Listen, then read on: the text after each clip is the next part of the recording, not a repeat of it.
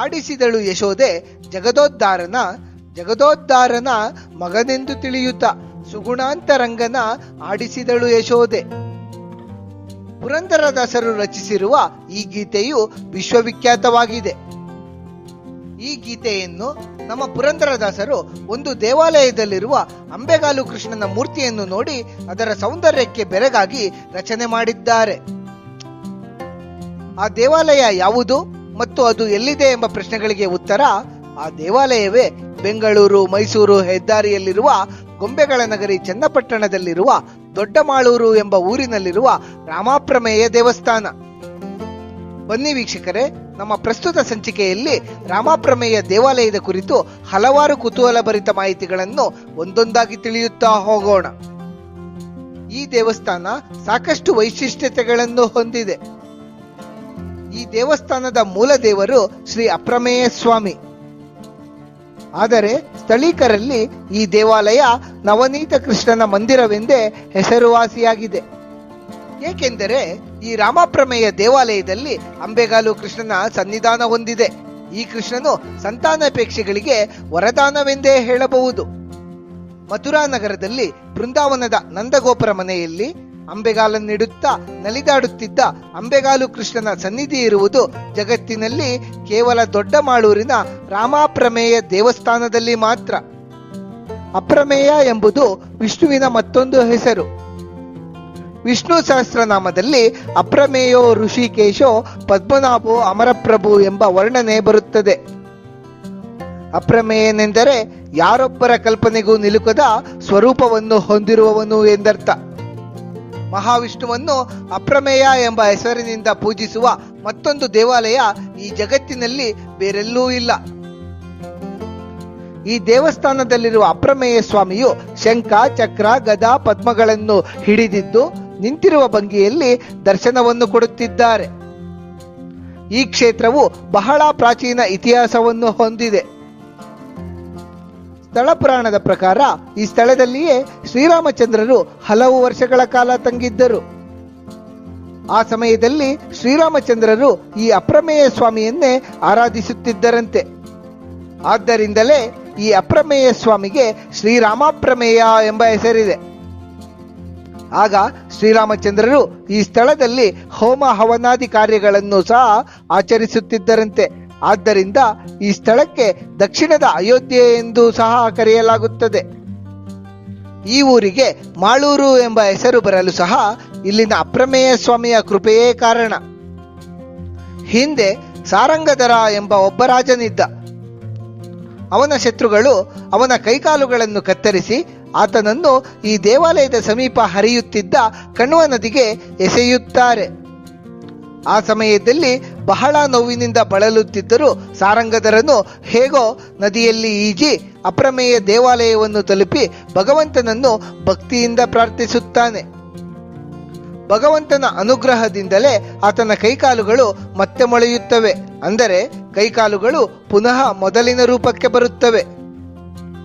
ಸಾರಂಗಧರನ ಕೈಕಾಲುಗಳು ಮೊಳೆತಿದ್ದರಿಂದ ಈ ಊರಿಗೆ ಮೊಳೆತೂರು ಎಂಬ ಹೆಸರು ಬಂದು ಕಾಲಾನಂತರದಲ್ಲಿ ಮಾಳೂರು ಎಂದಾಯಿತು. ಮಾಧ್ವ ಪರಂಪರೆಯಲ್ಲಿ ಬಂದ ವ್ಯಾಸರಾಯರಿಗೆ ದೊಡ್ಡ ಮಾಳೂರಿನ ಅಪ್ರಮೇಯನ ಮೇಲೆ ಅಪಾರವಾದ ಭಕ್ತಿ.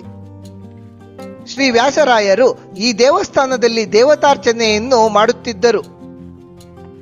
ಅವರಿಗೆ ಬಾಲಕೃಷ್ಣನ ಮೇಲೆಯೂ ಹೆಚ್ಚು ಪ್ರೀತಿ ಇದ್ದುದರಿಂದ ಅವರು ಈ ದೇವಾಲಯದಲ್ಲಿ ನವನೀತ ಅಂಬೆಗಾಲು ಕೃಷ್ಣನನ್ನು ಪ್ರತಿಷ್ಠಾಪನೆ ಮಾಡಿದರು. ಶ್ರೀ ರಾಮಾನುಜಾಚಾರ್ಯರು ಸಹ ಕೆಲ ಕಾಲ ಇಲ್ಲಿ ಬಂದು ನೆಲೆಸಿದ್ದು ಶ್ರೀಕೃಷ್ಣನ ಸೇವೆಯನ್ನು ಮಾಡಿದ್ದಾರೆ. ಈ ರಾಮಪ್ರಮೇಯ ದೇವಸ್ಥಾನದಲ್ಲಿರುವ ಅಂಬೆಗಾಲು ಕೃಷ್ಣ ಸಂತಾನಾಪೇಕ್ಷೆಯಿಂದ ಬರುವ ದಂಪತಿಗಳ ಬೇಡಿಕೆ ಪೂರೈಸುತ್ತಾನೆ ಎಂಬ ನಂಬಿಕೆ ಇಲ್ಲಿಗೆ ಬರುವ ಭಕ್ತಾದಿಗಳಲ್ಲಿದೆ. ಮಕ್ಕಳಿಲ್ಲದ ದಂಪತಿಗಳು ದೇವಸ್ಥಾನಕ್ಕೆ ಆಗಮಿಸಿ ಬೆಣ್ಣೆ ಕೃಷ್ಣನ ಮಂದಿರದಲ್ಲಿ ತೊಟ್ಟಿಲು ಕಟ್ಟುವ ಹರಕೆ ಮಾಡಿಕೊಳ್ಳುತ್ತಾರೆ. ಅನಂತರ ಮಕ್ಕಳಾದ ಬಳಿಕ ಮಗುವಿನೊಂದಿಗೆ ಆಗಮಿಸಿ ಹರಕೆಯನ್ನು ಪೂರೈಸುತ್ತಾರೆ. 6 ತಿಂಗಳ ಮಗುವಾದ ಕೃಷ್ಣ ಅಂಬೆಗಾಲಿನಲ್ಲಿ ಬರುವ ಹಾಗಿರುವ ಈ ವಿಗ್ರಹ ನೋಡಲು ನಯನ ಮನೋಹರವಾಗಿದೆ. ತಲೆಯ ಮೇಲೆ ಗುಂಗುರು ಕೂದಲು, ಕತ್ತಿನಲ್ಲಿ ಸರ, ಕಿವಿಗಳಲ್ಲಿ ಲೋಲಾಕು, ಕೈ ಮತ್ತು ಕಾಲ್ಗಳಲ್ಲಿ ಬಳೆ, ಎಲ್ಲಾ ಬೆರಳುಗಳಲ್ಲಿ ಉಂಗುರಗಳು. ಒಂದು ಕೈಯಲ್ಲಿ ಬೆಣ್ಣೆಯನ್ನು ಹಿಡಿದು ಮತ್ತೊಂದು ಕೈಯಲ್ಲಿ ನೆಲಕ್ಕೆ ಊರಿ ಒಂದು ಕಾಲನ್ನು ಮಡಚಿಕೊಂಡು ಮತ್ತೊಂದು ಕಾಲನ್ನು ಎತ್ತಿಕೊಂಡು ಅಂಬೆಗಾಲಿಡುತ್ತಾ ಮುಂದೆ ಬರುವ ಹಾಗಿರುವ ಈ ವಿಗ್ರಹ ಅದ್ಭುತವಾಗಿದೆ. ಕೃಷ್ಣದೇವರ ಸೌಂದರ್ಯವನ್ನು ನೋಡಿ ದೃಷ್ಟಿ ಬೀಳಬಾರದೆಂದು ಅವರ ಕುತ್ತಿಗೆಯಲ್ಲಿ ಹುಲಿಯ ಉಗುರಿನ ಸರವಿದೆ. ಮೈಸೂರಿನ ಮಹಾರಾಜರು ಸಹ ಈ ಅಂಬೆಗಾಲು ಕೃಷ್ಣನ ಮೂರ್ತಿಯನ್ನು ನೋಡಿ ಅದರ ಅಂದಕ್ಕೆ ಬೆರಗಾಗಿ ಅದನ್ನು ತಮ್ಮ ಅರಮನೆಗೆ ತೆಗೆದುಕೊಂಡು ಹೋಗಿದ್ದರಂತೆ. ಆ ಸಂದರ್ಭದಲ್ಲಿ ಸಾಕ್ಷಾತ್ ಕೃಷ್ಣನೇ ಮಹಾರಾಜರ ಕನಸಿನಲ್ಲಿ ಬಂದು ತನ್ನ ವಿಗ್ರಹವನ್ನು ಸ್ವಸ್ಥಾನದಲ್ಲಿ ಇರಿಸುವಂತೆ ಹೇಳಿದ್ದರಂತೆ. ನಂತರ ಈ ವಿಚಾರವನ್ನು ಸ್ವಲ್ಪ ಕಾಲ ನಿರ್ಲಕ್ಷ್ಯ ಮಾಡಿದ್ದರಿಂದ ಅರಮನೆ ಅಗ್ನಿಗೆ ಆಹುತಿಯಾಯಿತು.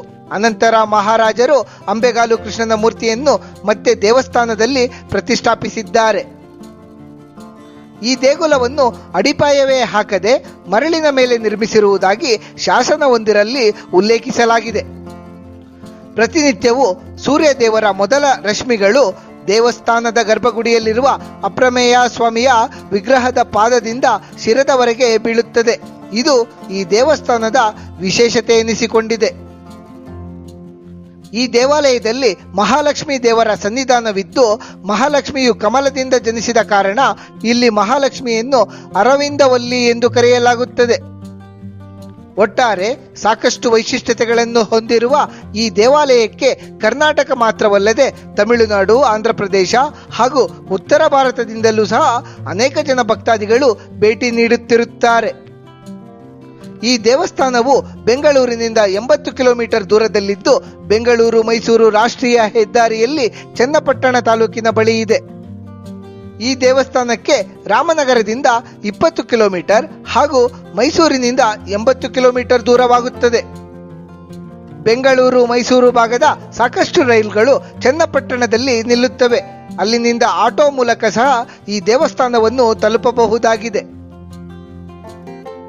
ಈ ದೇವಸ್ಥಾನಕ್ಕೆ ಭೇಟಿ ನೀಡಿದ ಸಂದರ್ಭದಲ್ಲಿ ಭಕ್ತಾದಿಗಳು ಸಮೀಪದ ಚಿಕ್ಕಮಾಳೂರಿನಲ್ಲಿರುವ ಕಣ್ವ ಮುನಿಗಳಿಂದ ಪ್ರತಿಷ್ಠಾಪಿಸಲ್ಪಟ್ಟ ನದಿ ನರಸಿಂಹಸ್ವಾಮಿ ದೇವಾಲಯಕ್ಕೂ ಭೇಟಿ ನೀಡಬಹುದಾಗಿದೆ. ಭಗವಂತ ಕೃಷ್ಣನು ಅಂಬೆಗಾಲನ್ನಿಡುವ ಬಾಲರೂಪಿಯಾಗಿ ನೆಲೆಸಿರುವ ಈ ಅಪ್ರಮೇಯ ದೇವಾಲಯದ ಪರಿಚಯವನ್ನು ಮಾಡಿಕೊಂಡ ನಮಗೆ ಆ ಭಗವಂತನ ಕೃಪಾ ಕಟಾಕ್ಷವು ಸದಾಕಾಲ ಇರಲೆಂದು ಆಶಿಸುತ್ತಾ ಈ ಕಿರುಪರಿಚಯವನ್ನು ಮುಗಿಸುತ್ತಿದ್ದೇವೆ. ವೀಕ್ಷಕರೇ, ನಿಮಗೆ ಈ ವಿಡಿಯೋ ಇಷ್ಟವಾಗಿದ್ದಲ್ಲಿ ಲೈಕ್ ಮಾಡಿ, ಶೇರ್ ಮಾಡಿ ಮತ್ತು ಸಬ್ಸ್ಕ್ರೈಬ್ ಮಾಡಿ ಹಾಗೂ ಬೆಲ್ ಬಟನ್ ಒತ್ತುವುದನ್ನು ಮರೆಯಬೇಡಿ.